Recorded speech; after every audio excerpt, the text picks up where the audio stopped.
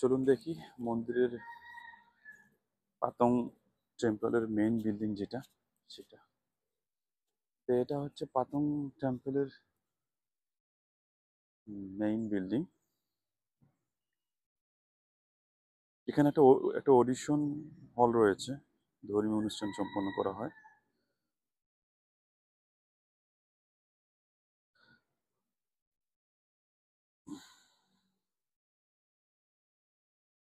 এখানে এই টেম্পলের পাশেই যে আপনারা স্থানগুলো দেখতে পাচ্ছেন, এগুলো পুরোহিতদের আবাস ভবন, মানে এখানে বাসভবন আর কি। পুরোহিতরা এখানেই থাকে। আর এটি হচ্ছে পাতং টেম্পলের সবচেয়ে বড় টেম্পল। এখানে দর্শনার্থীরা আসে, এখানে বসে, এবং বিভিন্ন বৌদ্ধ যারা সাধু সন্ন্যাসী হয়ে জীবনযাপন করে, তারা যখন মরে যায় তাদের আসলে লাশগুলোকে দাফন করা হয় না, ওভাবে রেখে দেওয়া হয়। এইভাবে তারা এভাবেই বসে থাকে মরার পরেও।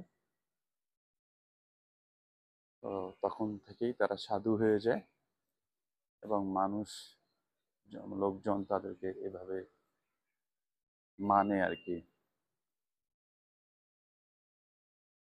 তো মানুষের কল্যাণার্থে এভাবেই গোমতী বৌদ্ধ মানুষের কল্যাণে এভাবে তার জীবন অতিবাহিত করে, যার কারণে বৌদ্ধ ধর্মকে মানব ধর্ম বলা হয় আর কি, যে ধর্মটা শুধুমাত্র মানুষের জন্য। তো এরকম একটা টেম্পল আমাদের বিচের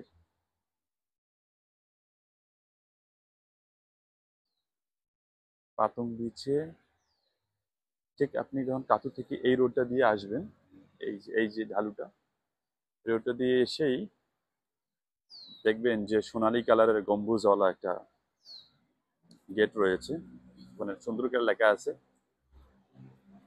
সুয়াং প্যারি ওয়াং টেম্পল। এই যে দেখেন, এটি হচ্ছে পাতং টেম্পল। আমি এই টেম্পলে কখনো আসিনি। বললাম না, বাড়ির পাশে এত সুন্দর একটা টেম্পল আছে, এটা আমার পরে কখনো দেখাই হয়নি। এর আগে আপনাদেরকে বললাম যে অন্যকে খাওয়ালে যেমন পরিতৃপ্তি হয়, ঠিক তেমনই আপনাদেরকে দেখানোর উদ্দেশ্যে আমি যখন ভিডিও শুরু করলাম যে পুরো থাইল্যান্ড আপনাদেরকে দেখাবো, আপনাদের সামনে উপস্থাপন করব, ঠিক শুধু আপনাদেরকেই যে দেখাচ্ছে তা না, অনেক কিছু আমারও অজানা অদেখা জিনিসগুলো দেখা হচ্ছে। এজন্য উপরওয়ালাকে ধন্যবাদ, আলহামদুলিল্লাহ, কোটি কোটি শুকরিয়া আল্লাহ, যে অন্তত অবসর সময়গুলো আমার এখন তো অনেক ভালো কাটতেছে আপনাদের সুবাদে। উপরওয়ালার কাছে শুকরিয়া, আলহামদুলিল্লাহ আলহামদুলিল্লাহ, যে উনি সুস্থ রাখছেন, সুন্দর রাখছেন, এবং আমাকে এরকম সুযোগ করে দিচ্ছেন